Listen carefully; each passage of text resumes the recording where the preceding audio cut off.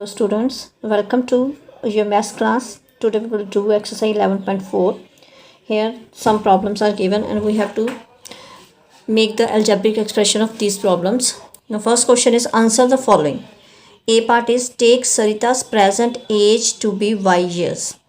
ये सरिता की present as को हमने y years एक वेरिएबल मान के चलना है, तो उसके अकॉर्डिंगली क्वेश्चंस आगे किए गए हैं. Now first question like what will be her age 5 years from now.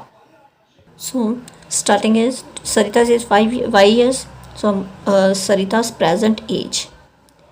Sarita's present age वो हमें दी गई है y years. So what will be her age 5 years from now. मतलब आज से 5 साल बाद, हमने 5 साल बाद मतलब कि जो आज उसकी एज है उसके 5 साल बाद, उसके 5 years के बाद उसकी एज कितनी होगी.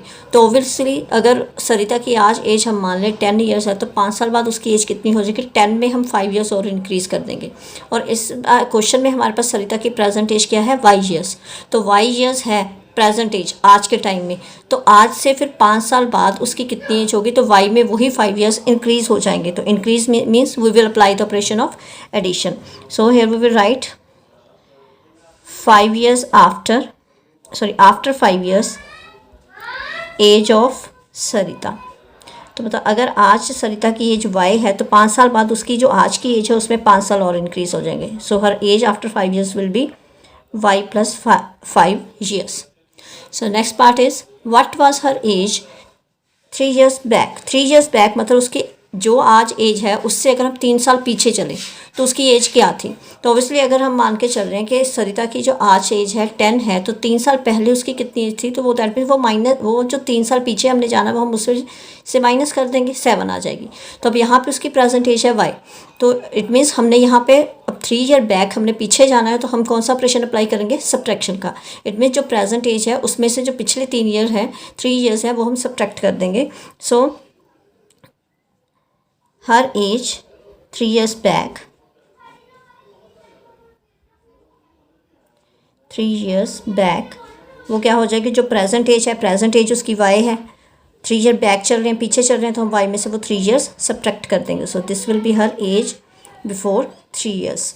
सो next part is Sarita's grandfather is 6 times her age. यहाँ पे है, अब देखो सरिता के ग्रैंडफादर की एज क्या है, वो 6 टाइम है. किसका 6 टाइम है, मतलब 6 किसके साथ मल्टीप्लाई होना, उसी की एज का 6 टाइम है. और उसकी एज हम क्या मान के चल रहे हैं, दैट इज़ y. तो इट मीन जो सरिता के ग्रैंडफादर की एज है वो सरिता की एज का 6 टाइम है. इट मीन सरिता की एज को हम 6 से मल्टीप्लाई कर देंगे. सो हर ग्रैंडफादर्स एज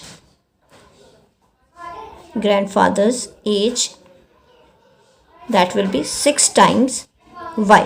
क्योंकि y सरिता की एज है तो 6 टाइम y हमने कर दिया, तो वो किसके इक्वल आ जाएगा, 6 multiply y that is 6y. Yes. Similarly now next part is grandmother is 2 years younger than grandfather. अब देखो सरिता की ग्रैंड मदर की जो एज है वो क्या है, वो ग्रैंड फादर के साथ उनकी एज को कंपेयर किया गया कि वो ग्रैंड फादर से 2 साल छोटी हैं. मतलब कि अगर ग्रैंड फादर की एज 6y है तो जो उनकी ग्रैंड मदर है वो उससे 2 साल और छोटी है. तो ग्रैंड मदर की एज क्या होगी, अब छोटी है उनकी एज 2 साल कम होगी, तो लेस वाला ऑपरेशन दैट मीन्स हम यहाँ पे सब्ट्रैक्शन का ऑपरेशन अप्लाई करेंगे. So her grandmother's as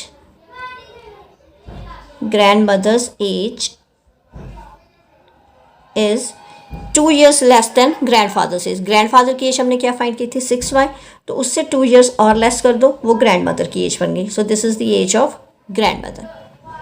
Yes.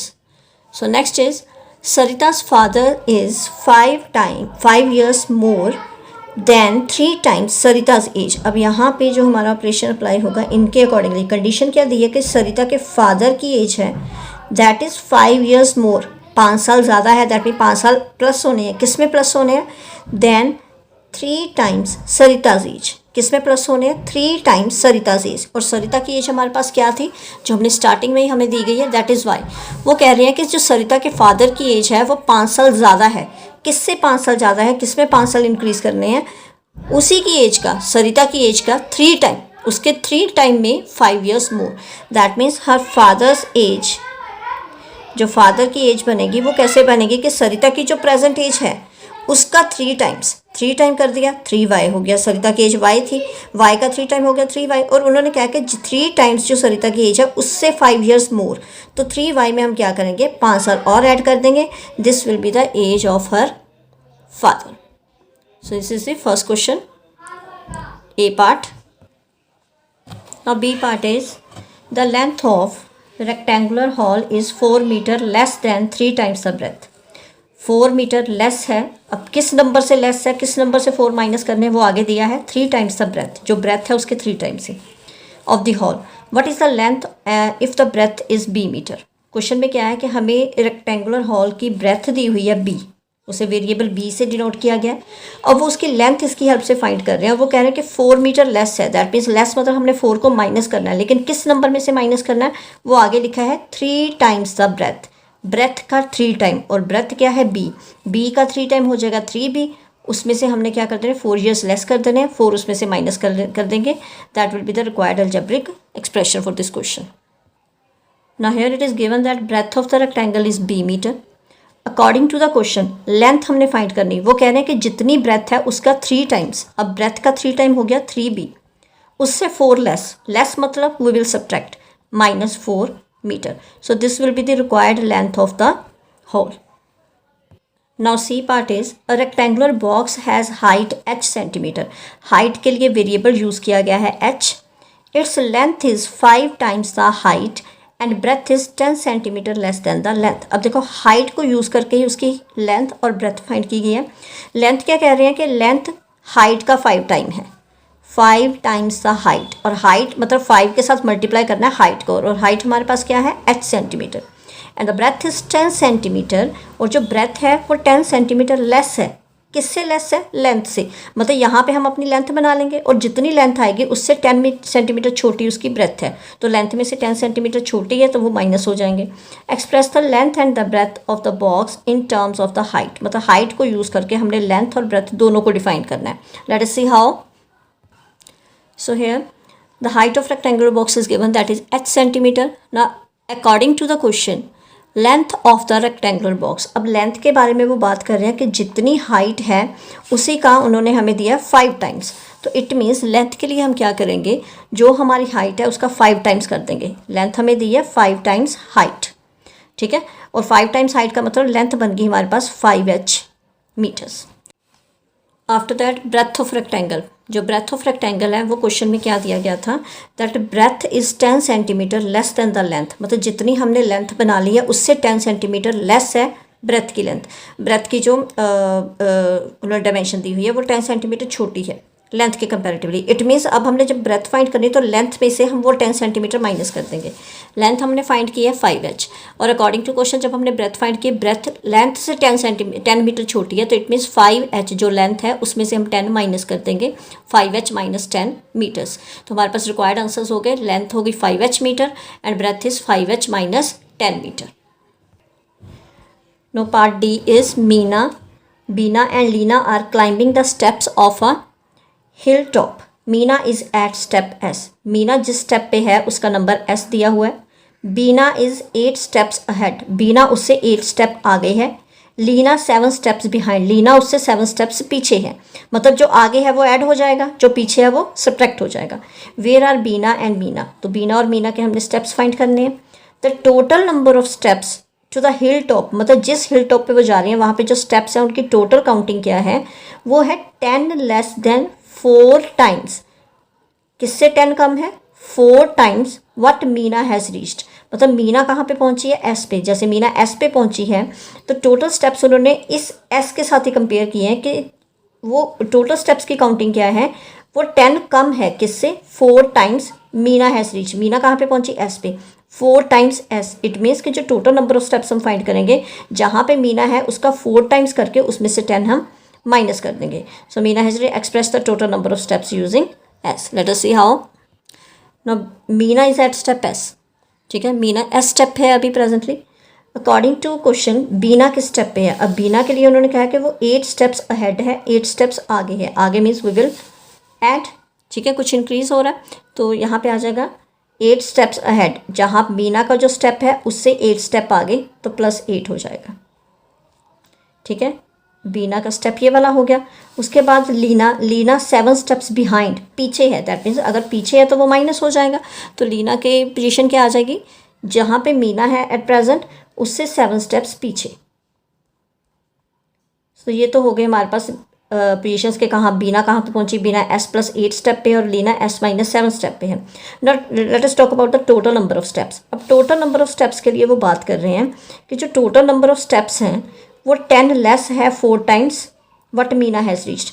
हमेशा जिसमें लेस या इंक्रीज वगैरह वाले जो क्वेश्चंस होते हैं, लेस हो रहा है या मोर है या ऐड हो रहा कुछ भी है, तो ऐसे क्वेश्चन में जैसे अब ये स्टेटमेंट दिया 10 less than 4 times Meena has reached. ठीक है, मैं इसे थोड़ा सा रफली आपको लिख के बताती हूँ कि जैसे उन्होंने लिखा है 10 less than 4 steps, sorry 4 times where Meena has reached. ठीक है, वो ये लिख रहे हैं। तो ऐसे स्टेटमेंट को पढ़ना हमने ऐसे है, लेकिन मीनिंग इसका ऐसे निकलता है। देखो पढ़ रहे हैं कि 10 लेस है देन 4 टाइम्स, तो स्टूडेंट क्या कहते हैं, पहले 10 कर दिया -4 टाइम्स कर दिया, दैट इज़ रॉन्ग। पढ़ना आपने इस तरफ है, लेकिन इक्वेशन जब आपने एक्सप्रेशन बनाना है तो इस तरफ से चलना है। अब क्या है 10 लेस देन 4 टाइम्स मीना, हमने पढ़ा इस तरफ है, लेकिन यहाँ से एक्सप्रेशन बनाना शुरू करेंगे। पहले 4 टाइम्स करेंगे, जिसका भी कहा है। मीना कहाँ पे पहुँची थी, Meena reached eight step number S। तो जो जहाँ पे मीना पहुँची पहले हम उसका 4 टाइम्स करेंगे, उसके बाद उसमें से 10 लेस करेंगे। तो मतलब ऐसी स्टेटमेंट्स को पढ़ना बेशक हमने इधर इस डायरेक्शन में, लेकिन इनके जो एक्सप्रेशन बनते हैं वो हमेशा पीछे से आगे से पीछे की तरफ बनते हैं। ठीक है, तो अब यहाँ पे वही करना है हमने, total number of steps. They are saying 10 less than 4 times Meena reached. Meena कहाँ पे पहुँची, S स्टेप पे। ठीक है, तो हमने क्या करना है, हमने पहले 4 टाइम्स करना है। तो 4 टाइम्स किसका करेंगे, जहाँ पे मीना पहुँची, वो बन गया 4S। अब उससे 10 लेस है, 10 लेस मतलब we will subtract 10। It mean total number of steps उस हिल टॉप में कितने स्टेप्स बने हुए हैं, 4S माइनस 10। तो हमारे पास तीनों आंसर्स आ गए। पहले बीना कहाँ पे है, S+8 स्टेप पे, लीना S-7 स्टेप पे, और टोटल नंबर ऑफ स्टेप्स है 4S minus 10। All these 3 are the required answers. Now E part is a bus travels at V kilometre per hour. एक बस 1 घंटे में V किलोमीटर डिस्टेंस कवर कर रही है। It is going from Daspur to Bispur. After bus has travelled 5 hours, Bispur is still 20 kilometre away. So what is the distance from Daspur to Bispur. What is the question कि एक बस है जो 1 घंटे में 20 किलोमीटर्स का डिस्टेंस कवर कर लेती है और ये दसपुर से बीसपुर की तरफ जा रही है। 5 घंटे ट्रैवल करने के बाद जो डिस्टेंस रह जाता है बीसपुर तक का, वो 20 किलोमीटर्स रह जाता है। मतलब कुछ डिस्टेंस उसने 5 घंटे में कवर कर लिया, 5 hours में कवर कर लिया। आफ्टर कवरिंग दैट डिस्टेंस, जो बीसपुर तक का जो रिमेनिंग डिस्टेंस है वो 20 किलोमीटर्स रह जाता है। हमने दोनों दसपुर और बीसपुर के बीच का टोटल डिस्टेंस बताना है इन terms of V। See the given thing is distance travelled in 1 hour। तो उन्होंने कहा कि पर आवर 20 किलोमीटर की स्पीड से बस जा रही है, दैट मीन्स 1 घंटे में उसने 20 किलोमीटर का डिस्टेंस कवर किया। सो डिस्टेंस ट्रेवल्ड, वो कितने घंटे ट्रैवल किया उसने, 5 hours। तो इट मीन्स जो 5 hours का डिस्टेंस कितना हो जाएगा, अगर 1 घंटे में 20 किलोमीटर्स कवर किया तो 5 hours में कितना हो जाएगा, 5 × V, that is 5V kilometre. It means के जो 5 hours की जर्नी है उसमें उसने 5V किलोमीटर डिस्टेंस कवर कर लिया। इतना डिस्टेंस कवर करने के बाद जो रिमेनिंग डिस्टेंस बच रहा है वो 20 किलोमीटर्स है, बीसपुर तक का डिस्टेंस। मतलब हम ये मान के चलते हैं, सपोज मैंने यहाँ पे एक लाइन ड्रॉ की है, मान लेते हैं ये पहला स्टेशन है दसपुर का, जहाँ से बस चली और यहाँ तक पहुँचनी है बीसपुर। ओके, तो जो ट्रैवल किया है फर्स्ट 5 hours में मान लेते हैं कि यहाँ तक पहुँच गई बस। मतलब 5 hours में उसने ये वाला यहाँ से लेके यहाँ तक का डिस्टेंस कवर कर लिया, जो हमारे पास 5V आया। और इतना डिस्टेंस कवर करने के बाद जो बाकी का डिस्टेंस बचता है वो बच रहा है 20 किलोमीटर्स। तो इट मीन्स वो पूछ रहे हैं कि दसपुर से लेके बीसपुर तक का जो डिस्टेंस है वो कितना है। दैट मीन यहाँ से यहाँ तक का डिस्टेंस 5V, आगे 20। तो इट मीन्स टोटल डिस्टेंस कितना हो जाएगा दसपुर से बीसपुर का, 5V + 20। सो टोटल डिस्टेंस आ गया 5V + 20 kilometres. This is the answer. Second question is change the following statements using expressions into the statements in ordinary language। मतलब जो नीचे हमें स्टेटमेंट्स दी गई हैं, ठीक है, हमें उन्हें ऑर्डिनरी लैंग्वेज में कन्वर्ट करना है। जैसे एग्जांपल दिए उन्होंने, Salim scores R runs in a cricket match, Nalin scores R+15। देखो सलीम ने R स्कोर क्रिकेट मैच में बनाए और नलिन के स्कोर हैं R+15 मतलब जिसमें से R सलीम के हैं, ठीक है, और नलिन ने कितने बनाए, जितने सलीम के स्कोर्स हैं उनसे 15 ज़्यादा। It means in ordinary language हम इसे क्या लिख सकते हैं कि नलिन का जो स्कोर है वो सलीम के स्कोर जो R है उससे 15 रन ज़्यादा है। So Nalin scores 50 run more than the Salim. तो सिमिलरली हमें नीचे कुछ स्टेटमेंट्स दी गई हैं, हमने उन्हें ऑर्डिनरी लैंग्वेज में कन्वर्ट करना है। So A part is a notebook cost ₹P, a book cost ₹3P। तो question is a notebook cost ₹P। तो थोड़ा सा समझाने के लिए लिख रही हूँ कि नोटबुक की जो कॉस्ट है वो P कही गई है। नोटबुक की जो कॉस्ट है वो ₹P है, और जो बुक की कॉस्ट दी है वो उन्होंने 3P दी है। और 3P कैसे बना, 3 × P करके, और P क्या है, that is the cost of notebook. तो इट मीन्स कि जो बुक की कॉस्ट बनी है वो कैसे बनी है, जो नोटबुक की कॉस्ट है, this is the cost of notebook, है ना, तो उसका 3 टाइम करके बनी है ना। तो उसको जब हमने 3 से मल्टीप्लाई किया, मतलब जब हमने नोटबुक की कॉस्ट का 3 टाइम किया तो वो बुक की कॉस्ट बन गई। तो इसे ऑर्डिनरी लैंग्वेज में हम कैसे लिख सकते हैं, that a book cost 3 times the cost of a notebook, मतलब एक बुक की कॉस्ट नोटबुक की कॉस्ट का कितना है, 3 टाइम्स है। So we will write here that the cost of book is 3 times the cost of notebook, the cost of a notebook, मतलब जो बुक की कॉस्ट है वो नोटबुक की कॉस्ट का 3 टाइम्स है। Similarly second part is Tony puts Q marbles on the table. Tony के table पे 8 मार्बल्स पड़े हैं। He has 8 Q marbles in his box. See, अब इसको हमने ऑर्डिनरी लैंग्वेज में लिखना है। देखो, टोनी के पास मार्बल्स हैं, तो टोनी के पास जो मार्बल्स हैं कुछ उसके बॉक्स टेबल पे पड़े हैं और कुछ बॉक्स में पड़े हैं, ठीक है। जो टेबल पे पड़े हैं उनकी काउंटिंग है क्यू, और जो बॉक्स में है वो 8 क्यू है। 8 क्यू मतलब 8 टाइम क्यू, और क्यू क्या है, this is the counting of marbles which are on the table. It means जो उसके बॉक्स में मार्बल्स पड़े हैं वो टेबल पे जितने पड़े हैं उनका 8 टाइम्स है, ठीक है ना। क्यू काउंटिंग टेबल पे पड़े मार्बल्स की है, और जो बॉक्स में है वो उसी को 8 के साथ मल्टीप्लाई करके बनाया। सो यहाँ पे स्टेटमेंट हमारे क्या बनेगी, that the marbles in the box are 8 times the marbles on the table. So we will write here marbles in the box are 8 times the marbles on the table. मतलब जितने table पे पड़े हैं उनका 8 times box में पड़े हैं। So this is the answer of the b part. Now next C is our class has n students। हमारी क्लास में n स्टूडेंट्स हैं and the school has 20 n students। देखो, क्लास में n स्टूडेंट्स हैं और स्कूल में total 20 n है। देखो, n को 20 से मल्टीप्लाई करके, जैसे मान लो ये स्कूल है, ठीक है, इसमें दिए है कि एक क्लास की स्टूडेंट्स की काउंटिंग है और पूरे स्कूल के स्टूडेंट्स की काउंटिंग है। क्लास में कहा जा रहा है कि n स्टूडेंट्स हैं और स्कूल में पूरे में हैं 20 n। अब इसमें से n कौन से हैं, जो क्लास के हैं, तो पूरे स्कूल में 20 को n से मल्टीप्लाई करके पूरे स्कूल के स्टूडेंट्स की काउंटिंग बताइए। तो it mean these are the students in the class. तो इट मीन्स जो पूरे स्कूल में नंबर ऑफ स्टूडेंट्स हैं वो किसके इक्वल हैं, these are equal to the 20 times the students in our class. जो हमारी क्लास में जितने स्टूडेंट हैं उसका 20 टाइम्स पूरे स्कूल में है। तो सी पार्ट का आंसर बना that total number of students in school is 20 times the students in our class में। जो हमारी क्लास में जितने स्टूडेंट्स हैं उनका 20 टाइम्स पूरे स्कूल में स्टूडेंट्स की काउंटिंग है। So come to the D part. So next is Jaggu is Z years old। Jaggu is Z years old।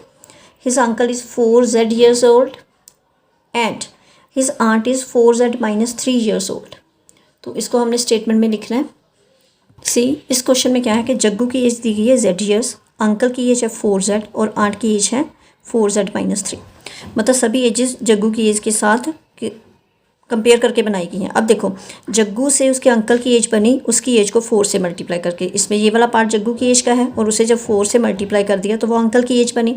It mean जो जग्गू के अंकल की एज है वो उसी की एज का 4 टाइम्स है। इसे हम ऐसे लिख सकते हैं।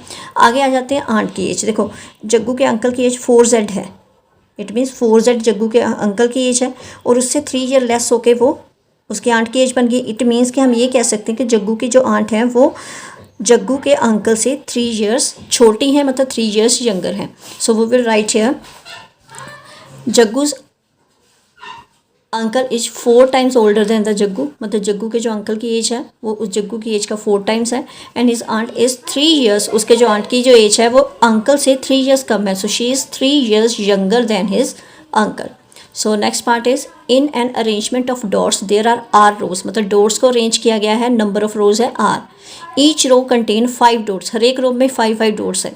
तो टोटल डॉट्स कैसे हम बनेंगे, तो यहाँ पे देखो हमारे पास क्या दिया गया है कि एक मतलब कि रो है उसमें 5 डॉट्स है, फिर नेक्स्ट रो में 5 डॉट्स हैं, फिर नेक्स्ट रो में 5 डॉट्स हैं, इसी तरह आर रोज़ हैं, इसी तरह कंटिन्यूस करके आर रोज़, और आर यहाँ पे कुछ भी हो सकता है।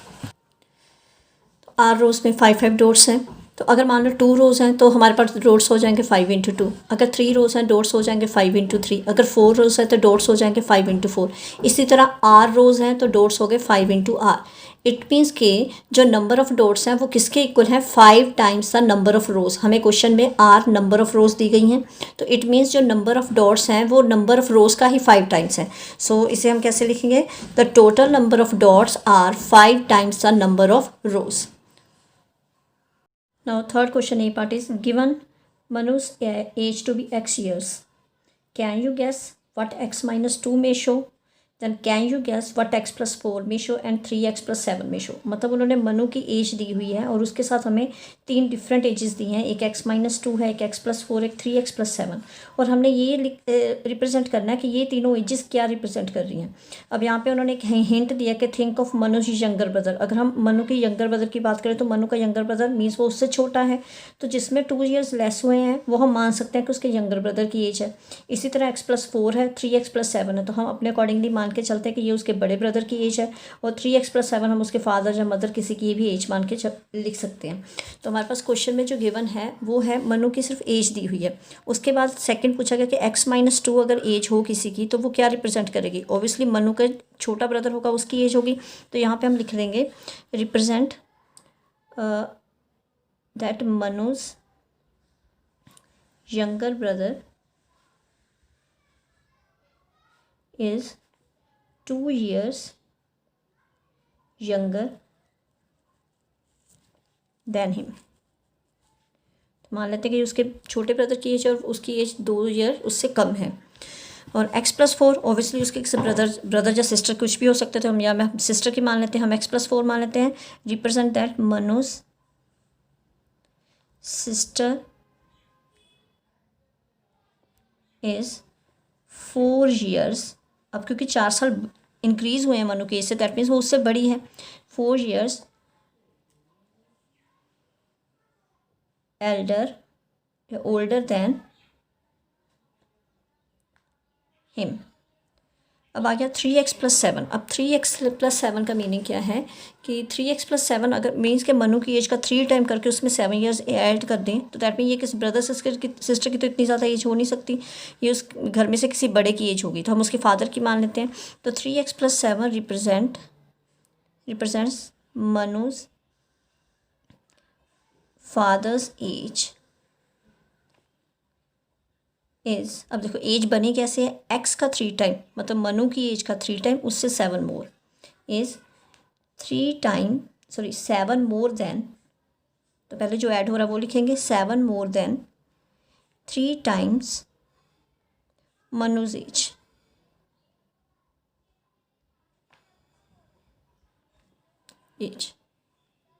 Now next question is given Sarah's age today to be y years, think of her age in future और in past। मतलब उन्होंने कहा कि सारा की प्रेजेंट एज y years है, तो उसकी फ्यूचर और पास्ट की एज के बारे में सोचो। तो हमने पीछे एक एज वाला क्वेश्चन किया था, उसमें क्या था कि फ्यूचर की एज में ईयर्स इंक्रीज़ होते हैं तो उतने ईयर्स हम ऐड कर देते हैं। मीन्स कि अगर आज किसी पर्सन की एज 10 ईयर है तो 5 ईयर्स बाद उसकी एज प्लस 5 कर देंगे तो 15 आ जाएगी, मतलब ये फ्यूचर की एज होगी आफ्टर 5 ईयर्स। ठीक है, अगर हमें कहा जाए कि पास्ट की एज निकालनी है, 5 साल पहले की एज बतानी, तो 10 में से वही 5 साल हम माइनस कर देंगे, ये उसकी पास्ट की एज आ जाएगी।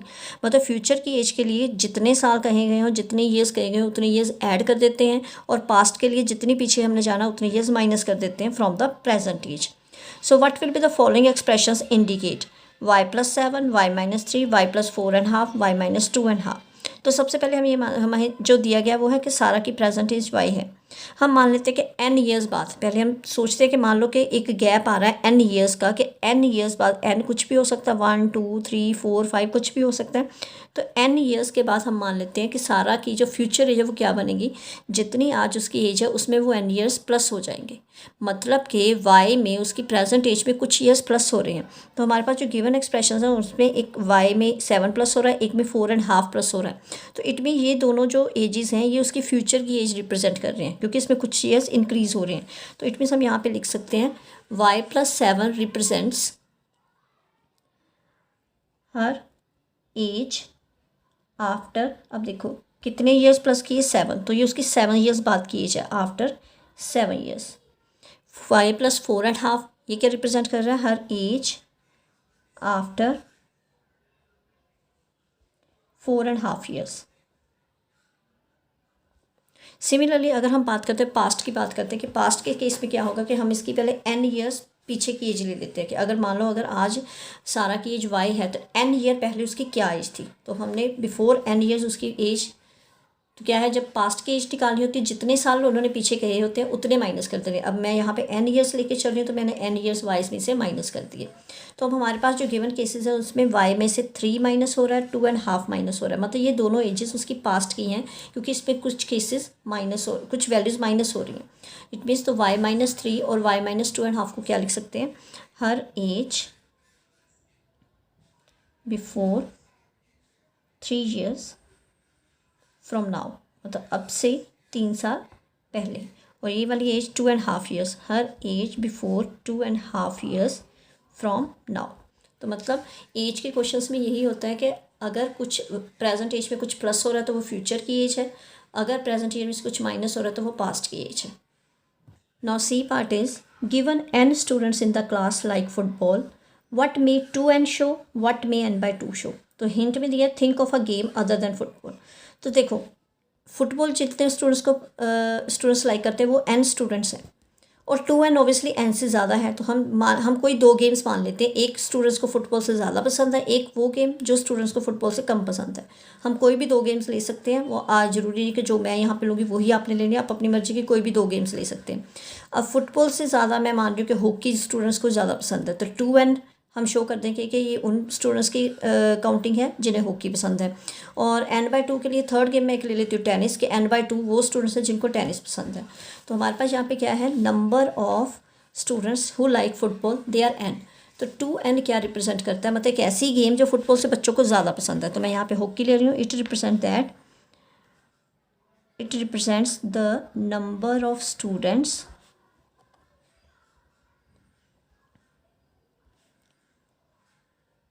हु लाइक, तो यहाँ पे फुटबॉल की n है तो 2n के लिए मैं हॉकी ले रही हूँ, लाइक हॉकी, ठीक है। और n/2 हम कोई और गेम ले लेते हैं, third n/2, it represents the number of students who like, यहाँ पे हम कोई भी गेम ले लेते हैं, टेनिस ले रही हूँ मैं, हु लाइक टेनिस। तो अगर हम देखें तो अलजेब्रिकली क्या है कि जो हॉकी है उनकी स्टूडेंट्स की काउंटिंग 2 टाइम्स n, मतलब 2 टाइम्स वो स्टूडेंट जिनको फुटबॉल पसंद है, और n/2 मीन्स जितने स्टूडेंट्स को फुटबॉल पसंद है उनका हाफ है जितने स्टूडेंट्स को टेनिस पसंद है। सो here the exercise 11.4 is finished. In case of any doubt or query, you can ask me in comment box, and also don't forget to like, subscribe and share my channel. Thank you and have a nice day.